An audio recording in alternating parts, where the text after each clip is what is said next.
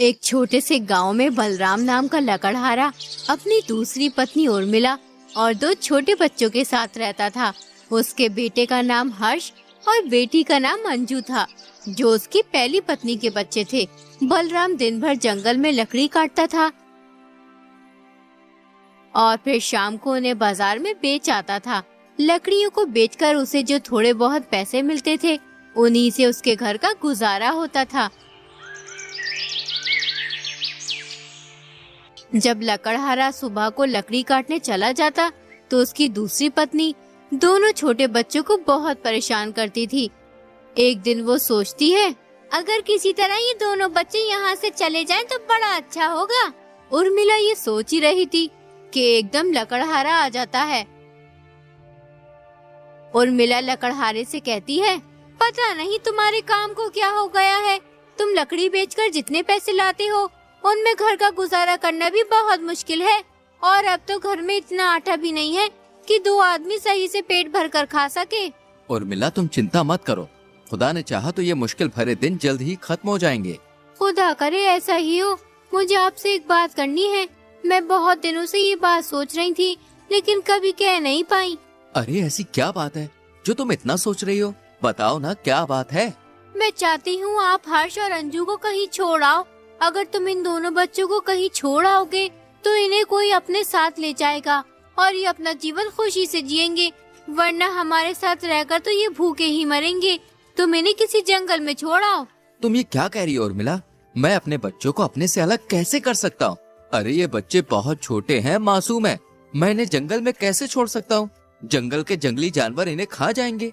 अगर तुम मेरी बात नहीं मानते तो ठीक है, तुम अपने इन मासूम बच्चों को अपने साथ रखो और अपने साथ इन्हें भी भूखा मारो।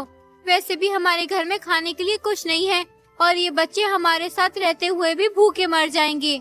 जंगल में छोड़ने से अच्छा है कि मेरे बच्चे मेरी नजरों के सामने भूखे रहें। मैं खुद भूखा प्यासा रह लूंगा, लेकिन अपने मासूम बच्चों को भूखा नहीं रहने दूंगा। अरे तुम मेरी बात समझते क्यों नहीं हो? अगर तुम इन बच्चों को जंगल में छोड़ आओगे तो हो सकता है इनका भाग्य इनका साथ दे और भटकते हुए कहीं ऐसी जगह पहुंच जाएं जहां इन्हें भूखा न मरना पड़े। यहाँ रहकर इनकी जिंदगी खराब हो रही है। ना तो हम इन्हें अच्छी शिक्षा दे सकते हैं और ना ही पेट भरकर खाना खिला सकते हैं। इसलिए हमारी और इन बच्चों की भलाई इसी में है कि हम इन्हें किसी जंगल में छोड़ दें। उर्मिला अपने पति को बहुत बहकाती है, लेकिन लकड़हारा बच्चों को खुद से अलग करने के लिए मना करता रहता है। लेकिन उस दुष्ट औरत की बहुत कोशिश के बाद लकड़हारे को अपनी पत्नी की बात माननी पड़ती है। वो अपनी पत्नी से कहता है, तुम इतना कह रही हो तो ठीक है, हम कल दोनों बच्चों को जंगल में छोड़ आएंगे। लेकिन उर्मिला, मेरा दिल गवाही नहीं दे रहा कि बच्चों को मैं जंगल में छोड़ूं। मुझे डर लग रहा है, कहीं मेरे बच्चों को कुछ हो ना जाए। क्या तुम ये समझते हो कि ये सिर्फ तुम्हारे ही बच्चे हैं? ये मेरे भी बच्चे हैं। मैंने इन्हें कभी पराया नहीं समझा। मैं इनकी भलाई के लिए ही कह रही हूँ। हम कल शाम इन्हें जंगल में छोड़ आएंगे। जब उर्मिला और लकड़हारा बच्चों को जंगल में छोड़ने की बात कर रहे थे, तो दोनों बच्चे उर्मिला और लकड़हारे की बात सुन लेते हैं। जंगल में छोड़ने की बात सुनकर बच्चे बहुत घबरा जाते हैं। हर्ष रोते हुए अपनी बहन अंजू से कहता है, दीदी, हमारी सौतेली माँ और पिताजी हमें जंगल में छोड़ने की बात कर रहे हैं। अगर ये लोग हमें जंगल में छोड़ आए तो जंगल में हमें जंगली जानवर खा जाएंगे। दीदी, मुझे बहुत डर लग रहा है। भाई, डर तो मुझे भी लग रहा है। अगर आज हमारी माँ जिंदा होती तो हमें कभी जंगल में छोड़ने की बात नहीं करती। कल हमें ये लोग जंगल में छोड़ आएंगे। हमें जंगल से वापस आने का कोई रास्ता निकालना ही होगा। अंजू बहुत ही समझदार थी। वो रात भर जंगल से वापस आने के बारे में सोचती रही। फिर उसके दिमाग में एक बात आई। वो हर्ष से बोली, मुझे पता चल गया है, हम जंगल से वापस घर कैसे आ सकते हैं, लेकिन उसके लिए हमें छोटे कंकड़ चाहिए। जब पिताजी और माँ हमें जंगल में छोड़ने जाएंगे तो हम रास्ते में छोटे कंकड़ फेंकते हुए चलेंगे, जिससे हमें घर आने के लिए रास्ता मिल जाएगा। अब तुम एक काम करो, बाहर से कुछ कंकड़ उठा लाओ। अपनी बहन के कहने पर हर्ष अपने पिता और सौतेली माँ की निगाह से बचकर घर से बाहर निकल आता है। फिर बहुत सारे कंकड़ उठाकर अपनी जेब में भर लेता है और फिर चुपचाप वापस घर आ जाता है। अगले दिन उर्मिला दोनों बच्चों से बोली, बच्चों, आज हम सब तुम्हारे पिताजी के साथ जंगल चलेंगे। वहाँ तुम्हारे पिताजी लकड़ी काटेंगे और हम लकड़ी काटने में उनकी मदद करेंगे, जिससे तुम्हारे पिताजी बहुत सारी लकड़ी काटकर बाजार में बेच आएंगे। फिर हम सब घर पर बहुत स्वादिष्ट भोजन बनाएंगे और उसके बाद हम सब मिलकर पेट भर खाना खाएंगे। कुछ देर के बाद लकड़हारा अपनी पत्नी और दोनों बच्चों को लेकर जंगल की ओर रवाना हो जाता है। रास्ते में चलते चलते अंजू चुपचाप कंकड़ फेंकती हुई चल रही थी। कुछ ही देर में सब जंगल पहुंच जाते हैं। फिर लकड़हारा दोनों बच्चों से कहता है, बच्चों, मैं लकड़ी काटने जा रहा हूँ। तुम्हारी माँ भी मेरे साथ है, मेरी लकड़ी काटने में मदद करने जाएगी। जब तक हम लकड़ी काट कर लौटे तब तक तुम हमारा इस पेड़ के नीचे बैठकर इंतजार करना। हम कुछ समय में वापस आ जाएंगे। ठीक है पिताजी, हम तुम्हारा यहीं बैठकर इंतजार करेंगे। लेकिन पिताजी, आप लकड़ी काटकर थोड़ी जल्दी लौटना। मेरे बच्चों, तुम परेशान मत हो, मैं कुछ ही देर में लकड़ी काटकर वापस आ जाऊंगा। लकड़हारा दोनों बच्चों को घने जंगल में छोड़कर अपनी पत्नी उर्मिला के साथ घर चला आता है। दोनों बच्चे पूरा दिन लकड़हारे का इंतजार करते रहते हैं, लेकिन लकड़हारा वापस लौटकर नहीं आता है। कुछ देर के बाद जब अंधेरा हो जाता है तो दोनों बच्चों को उस घने जंगल में डर लगने लगता है। दीदी, मुझे बहुत डर लग रहा है। अब हम क्या करेंगे? अगर कोई जंगली जानवर आ गया तो वो हमें खा जाएगा। घबराओ मत हर्ष, मैंने रास्ते में कंकड़ फेंक दिए थे। अब उन कंकड़ों की मदद से हम अपने घर पहुंच जाएंगे। दोनों बच्चे कंकड़ों की मदद से रास्ता तलाश करते हुए अपने घर पहुंच जाते हैं। जब उनकी सौतेली माँ दोनों बच्चों को देखती है तो उसे बहुत गुस्सा आता है और वो सोचती है, ये बच्चे तो बहुत चालू हैं, इन्हें घर आने का रास्ता कैसे मालूम हुआ?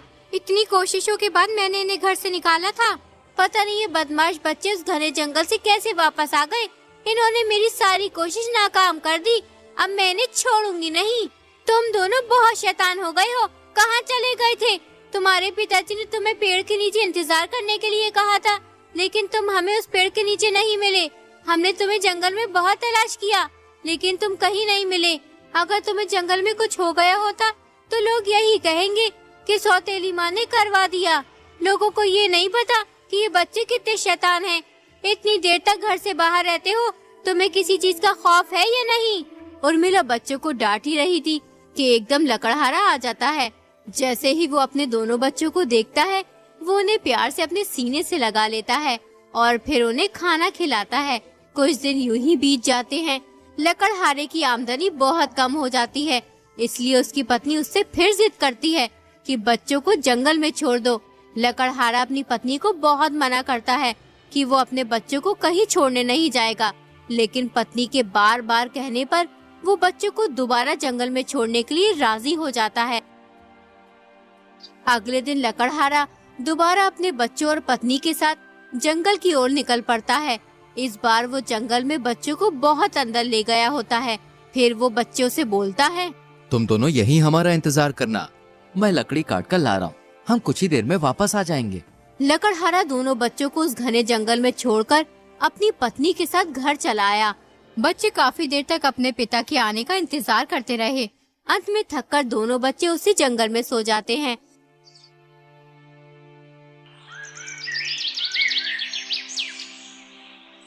सुबह होने पर जब बच्चों की आंख खुलती है तो हर्ष डर से रोने लगता है। डरो मत भाई, हम इस बार भी घर जाने का कोई न कोई रास्ता जरूर निकाल लेंगे। बस तुम्हें मेरी रास्ता ढूंढने में मदद करनी होगी। दोनों भाई बहन बहुत देर तक जंगल में भटकते रहते हैं, लेकिन उन्हें घर जाने का कोई रास्ता नहीं मिलता। उसी जंगल में एक आदमखोर बुढ़िया रहती थी। उसे इंसानों का मांस खाना बहुत पसंद था। इस बार उसने बहुत दिनों से इंसानी मांस नहीं खाया था। पता नहीं इंसानों को क्या हो गया है जो आप इस जंगल में नहीं आते। रोज रोज मैं उल्टी सीधी चीजें खा खा कर परेशान हो गई हूँ। अब तो मुंह का स्वाद भी खराब हो गया है। सालों हो गए हैं इंसानी मांस खाए हुए, अब रहा नहीं जाता। अगर मुझे इंसानी मांस खाना है तो मुझे इस जंगल से बाहर जाना ही होगा। उसके बाद वो बुढ़िया इंसानों की तलाश में निकल जाती है। तभी उसकी नजर हर्ष और अंजू पर पड़ती है। उन्हें देखकर वो सोचने लगती है, अरे आज तो ऊपर वाला मुझ पर बहुत मेहरबान है। मैं इंसानों को जंगल के बाहर तलाश करने जा रही थी, लेकिन ये तो खुद चलकर मेरे पास आ रहे हैं। वो भी एक साथ 2 इंसानी बच्चे। अब मुझे किसी भी तरह इन बच्चों को अपने जाल में फंसाना होगा, उसके बाद मैं इन्हें खाऊंगी। वो आदमखोर बुढ़िया जल्दी से अपने घर जाती है और अपने घर के बाहर बहुत सारी मिठाइयाँ और खाना रख देती है। हर्ष और अंजू अपने घर का रास्ता तलाश करते हुए उस बुढ़िया के घर पहुंच जाते हैं। जब उनकी नजर बुढ़िया के घर के आगे रखी मिठाइयों और खाने पर पड़ती है तो हर्ष अंजू से कहता है, दीदी देखो, उस घर के आगे कितना सारा भोजन और मिठाइयाँ रखी हैं। इतना सारा भोजन मैंने कभी नहीं देखा। देखने में तो ये भोजन बहुत ही स्वादिष्ट लग रहा है। क्या हमें ये भोजन खाना चाहिए? मुझे तो बहुत तेज भूख लग रही है। भूख तो मुझे भी लग रही है और खाली पेट हम अपने घर का रास्ता भी तलाश नहीं कर सकते, इसलिए हमें ये भोजन खाना ही होगा। लेकिन होशियार रहना, कोई हमें भोजन खाता हुआ देख न ले। दोनों बच्चे खुशी खुशी घर के बाहर रखी मिठाइयाँ और भोजन खाने लगते हैं। थोड़ी ही देर में बुढ़िया अपने घर से बाहर आती है। बुढ़िया को देखकर दोनों बच्चे डर जाते हैं। मेरे प्यारे मासूम बच्चों, डरो मत, इसे अपना ही घर समझो। ये सब मिठाइयाँ तुम्हारे लिए ही हैं। जितना जी चाहे उतना खा लो। वैसे तुम इस घने जंगल में अकेले कर क्या रहे हो? तुम्हारे माता पिता कहाँ हैं? दादी, हम इस जंगल में फंस गए। हमें अपने घर का रास्ता नहीं मिल रहा है। हम कब से अपने घर का रास्ता तलाश कर रहे हैं, लेकिन हमें अभी तक अपने घर का रास्ता नहीं मिला। ऐसा लगता है जैसे हम इस घने जंगल में फंस गए। घबराओ मत मेरे बच्चों, तुम्हें तुम्हारे घर का रास्ता जरूर मिल जाएगा। थोड़ी देर के बाद दिन ढलने वाला है, इसलिए तुम्हारा इस जंगल में यूँ अकेला फिरना सही नहीं है। यहाँ बहुत ही खतरनाक जंगली जानवर रहते हैं। तुम दोनों मेरे घर के अंदर चलो और कल सुबह अपने घर का रास्ता तलाश कर लेना। बुढ़िया दोनों बच्चों को बहकाकर अपने घर के अंदर ले जाती है। फिर बुढ़िया उन्हें बहुत अच्छा खाना खिलाती है। 2 दिन से बच्चों ने कुछ नहीं खाया था, इसलिए दोनों बच्चे खूब खाना खाते हैं। उन्होंने आज पहली बार इतना सारा और स्वादिष्ट खाना खाया था। खाना खाकर दोनों बच्चे सो जाते हैं क्योंकि वो दोनों बहुत थके हुए थे। बच्चों को सोता देख बुढ़िया सोचती है, आज तो मजा ही आ जाएगा। आखिरकार आज मुझे इंसानी मांस खाने को मिल ही जाएगा। कब से तरस रही थी मैं इंसानी मांस खाने के लिए। अब मैं इन बच्चों को खूब अच्छे से पकाकर खाऊंगी। वो बुढ़िया बहुत खुश थी क्योंकि उसके जाल में एक साथ 2 बच्चे फंस गए थे। उसने चुपके से उन दोनों बच्चों को एक रस्सी से बांध दिया। फिर बुढ़िया दोनों बच्चों को जगाते हुए बोली, उठो आलसी बच्चों, कब तक सोते रहोगे? अब मैं तुम दोनों को पकाकर खाऊंगी। पहले तुम्हारे भाई को खाऊंगी और उसके बाद तुम्हें खाऊंगी। बुढ़िया की बात सुनकर दोनों बच्चे बहुत डर गए। वो डरते हुए बुढ़िया से बोले, दादी, आप हमें क्यों खाना चाहती हो? हमने आपका क्या बिगाड़ा? चुप कर छोटे बच्चे, तुमने मेरा कुछ नहीं बिगाड़ा। मुझे इंसानी मांस खाना बहुत पसंद है, इसलिए मैंने तुम्हें कल अपने जाल में फंसाया था। लेकिन मांस पकाने के लिए घर में लकड़ी तो है ही नहीं। पहले मैं जल्दी से जंगल से लकड़ी ले आती हूँ, फिर तुम्हारा मांस पकाकर खाऊंगी। इतना कहकर बुढ़िया जंगल की ओर लकड़ी लेने चली जाती है। वो दोनों बच्चे जोर जोर से चिल्लाने लगते हैं, कोई हमें यहाँ से बाहर निकालो। किसी को हमारी आवाज आ रही है, हमारी मदद करो, वरना ये बुढ़िया हमें मार कर खा जाएगी। कोई हमारी मदद करो। इससे अच्छा तो यही होता कि हम लोग जंगल में ही भटकते फिरते और कोई जंगली जानवर हमें खा जाता। बच्चे जोर जोर से चिल्लाकर रो रहे होते हैं, लेकिन उस घने जंगल में कोई भी उनकी मदद करने नहीं आता। तभी एक बौना आदमी उस जंगल से गुजर रहा होता है। जब उन दोनों बच्चों की आवाज उस बौने आदमी को आती है, कोई हमें यहाँ से बाहर निकालो, किसी को हमारी आवाज आ रही है, हमारी मदद करो, वरना ये बुढ़िया हमें मार कर खा जाएगी। कोई हमारी मदद करो। तो वो तुरंत ही उस बुढ़िया के घर में घुस जाता है। वो जल्दी से दोनों बच्चों को खोल देता है। फिर वो बच्चों से कहता है, तुम लोगों को यहाँ किसने बांध कर रखा हुआ है? मुझे तुम्हारी आवाज सुनाई थी, इसलिए मैं तुरंत तुम्हारी मदद करने चला आया। हमें यहाँ एक आदमखोर बुढ़िया ने बांध कर रखा है। वो बच्चों को बहका कर अपने घर ले आती है और फिर उनका मांस खाती है। हम दोनों भी उसके बहकावे में आ गए थे। वो हमें भी खाना चाहती है। लेकिन वो आदमखोर बुढ़िया है कहाँ? कहीं दिखाई नहीं दे रही। वो जंगल में लकड़ी लेने गई है, जिससे हमारा मांस पकाकर खा सके। वो लकड़ी लेने बहुत देर की गई हुई है, कुछ ही देर में वो आने वाली होगी। इसका मतलब इस बुढ़िया ने बहुत से मासूम बच्चों की जान ली है। इसे सबक सिखाना पड़ेगा। तुम एक काम करो, इस बुढ़िया के घर में जो भी कीमती चीज है सब निकाल लो और किसी झोले में भर लो। बौने आदमी के कहने पर दोनों बच्चे बुढ़िया के घर में खूब लूट मचाते हैं। बुढ़िया ने तरह तरह के हीरे मोती, जेवर और बहुत सी कीमती चीजें जमा करके रखी थी। दोनों बच्चों ने सारे जेवर, हीरे मोती झोले में भर लिए। उतने में ही वो बुढ़िया आ जाती है। बुढ़िया को देखकर सभी छुप जाते हैं। जब बुढ़िया को वो दोनों बच्चे नहीं दिखते तो उसके होश उड़ जाते हैं। अरे वो दोनों बच्चे कहाँ गए? मैंने कितनी मेहनत से उन्हें पकड़ा था। वो दोनों मेरी सारी मेहनत पर पानी फेर कर भाग गए। बुढ़िया बच्चों के भागने का दुख मना ही रही होती है कि एकदम बौना आदमी और दोनों बच्चे चुपके से पीछे से आते हैं और आदमखोर बुढ़िया की खूब पिटाई करते हैं। वो तीनों बुढ़िया को इतना मारते हैं कि उसे लहू लुहान कर देते हैं और फिर वहाँ से भाग जाते हैं। हाय, कमबख्तों ने मार डाला। ये बच्चे तो मेरे भी उस्ताद निकले। मार मार कर मेरा बुरा हाल कर दिया। उधर वो बौना आदमी दोनों बहन भाइयों को अपने घर ले आता है। फिर वो आदमी बच्चों से पूछता है, तुम उस घने जंगल में क्या करने गए थे? वहाँ लोग बहुत ही कम जाते हैं। अगर किसी को बहुत जरूरी काम होता है तभी लोग वहाँ पे जाते हैं। मैं समय पर नहीं पहुँचता तो वो बुढ़िया तुम्हें पकाकर खा जाती। तुमने हमारी जान बचाई, इसके लिए हम आपके शुक्रगुजार हैं। हम आपका ये एहसान जिंदगी भर नहीं भूलेंगे। फिर अंजू जेवर और हीरे मोतियों से भरा झोला उस बौने आदमी को दे देती है। बौना आदमी बहुत ही ईमानदार होता है, इसलिए वो सोने के 3 हिस्से करता है। एक हिस्सा खुद लेता है और बचे हुए 2 हिस्से दोनों बहन भाई को देता है। उसके बाद वो दोनों बच्चों को विदा कर देता है। थोड़ी ही देर में दोनों बच्चे बौने आदमी के घर से बहुत दूर निकल आते हैं। कुछ ही देर में उन्हें अपने घर जाने का रास्ता मिल जाता है। फिर वो जल्दी जल्दी घर की तरफ कदम बढ़ाना शुरू कर देते हैं। थोड़ी ही देर में दोनों बच्चे अपने घर पहुंच जाते हैं।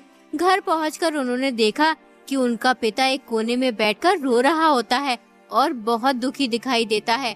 जैसे ही दोनों बच्चे लकड़हारे के पास पहुंचते हैं, लकड़हारा दोनों को गले लगा लेता है। मेरे बच्चों, कहाँ थे तुम? मैंने तुम्हें बहुत याद किया। जिस दिन से मैंने तुम्हारी सौतेली माँ के कहने पर तुम दोनों को जंगल में छोड़ा था, उस दिन से आज तक मुझे एक पल के लिए भी चैन नहीं मिला। मैं हमेशा खुदा से रोकर यही दुआ करता था कि मेरे दोनों बच्चे वापस लौट आए। खुदा ने मेरी दुआ सुन ली। अब मैं कभी तुम्हें अपने से अलग नहीं होने दूंगा और न ही तुम्हें किसी तरह की तकलीफ होने दूंगा। पिताजी, हमने आपको बहुत याद किया। हमें जंगल में एक आदमखोर बुढ़िया ने पकड़ लिया था, लेकिन हमें एक बौने आदमी ने उस आदमखोर बुढ़िया से बचा लिया। हमने उसकी बहुत पिटाई की और उसके सारे जेवर, हीरे मोती ले आए। दोनों बच्चे अपने पिता से मिलकर बहुत खुश थे। फिर उन्होंने सोने से भरा झोला अपने पिता को दे दिया। लकड़हारे को अपनी आंखों पर विश्वास नहीं हो रहा था। इतना सारा धन तो उसने अपनी जिंदगी में कभी नहीं देखा था। फिर लकड़हारा अपनी पत्नी को बुलाता है और बच्चों की सारी बात बताता है। बच्चों की बात सुनकर उनकी सौतेली माँ को अपनी गलती का एहसास हो जाता है। वो दोनों बच्चों से माफी मांगने लगती है। बच्चों, मुझे माफ कर दो। मेरी वजह से तुम्हें इतनी मुसीबतों का सामना करना पड़ा। मैंने ही तुम्हारे पिताजी से कहा था कि वो तुम्हें जंगल में छोड़ आए। इसमें तुम्हारे पिताजी की कोई गलती नहीं है। मैं अपनी गलती पर बहुत शर्मिंदा हूँ। हो सके तो मुझे माफ कर दो। दोनों बच्चे अपनी सौतेली माँ को माफ कर देते हैं। इतना सारा धन पाकर लकड़हारा बहुत खुश होता है। इस तरह उन लोगों की गरीबी दूर हो जाती है और उसके बाद लकड़हारा अपने दोनों बच्चों और पत्नी के साथ खुशी खुशी रहने लगता है।